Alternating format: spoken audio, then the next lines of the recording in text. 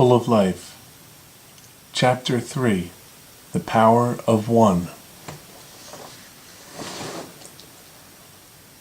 Was there ever a time when you felt very strongly about a particular conviction, and all of a sudden you began to realize that you were surrounded by a large number of people who felt quite differently? Soon your vigor becomes lukewarm as your lips close before the dreadful possibility that you will be met openly with disdain and scorn. An inward battle takes place between courage and fear. The voice of courage urges you to speak because fear is a coward that tries to discourage us.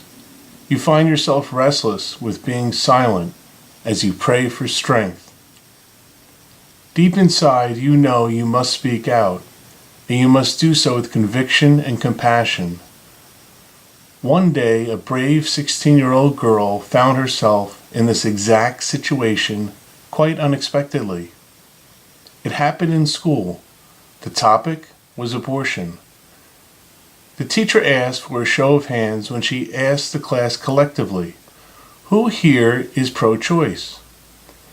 20 of the students raised their hands without hesitation, and perhaps without much thought either. However, there was one hand that did not rise.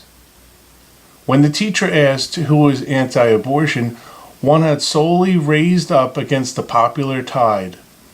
This brave little hand rose up into the air as if to say, "I represent all the tiny hands of the babies in the womb." And as her hand rose, so did her voice. She simply stated the truth, that we are talking about a baby and that life must be protected and cherished.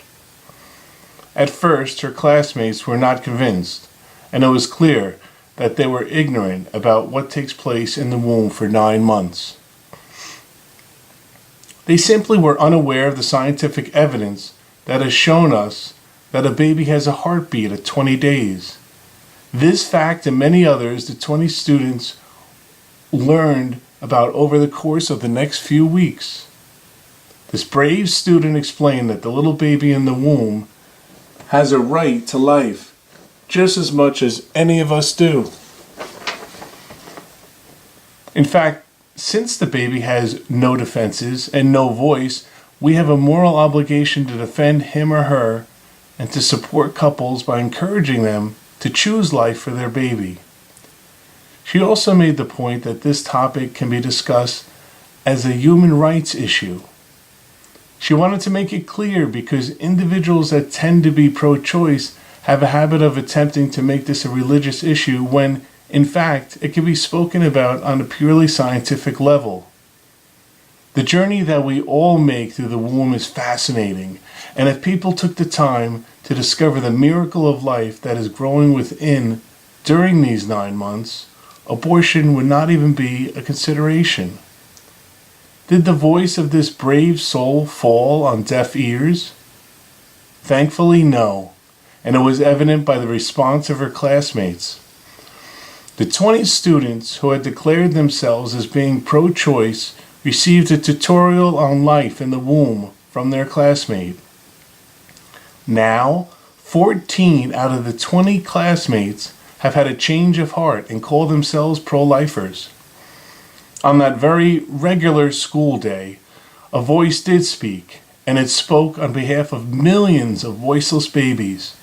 That brave young woman is named Barry. What would have happened if Barry chose to be silent? What would have happened if Barry got intimidated by her classmates? What would have happened if Barry decided to take the easy way out? If Barry remained silent, 20 of her peers and her teacher would never have learned about the beauty of life in the womb. Now 14 other individuals can be a voice for the voiceless, thanks to Barry.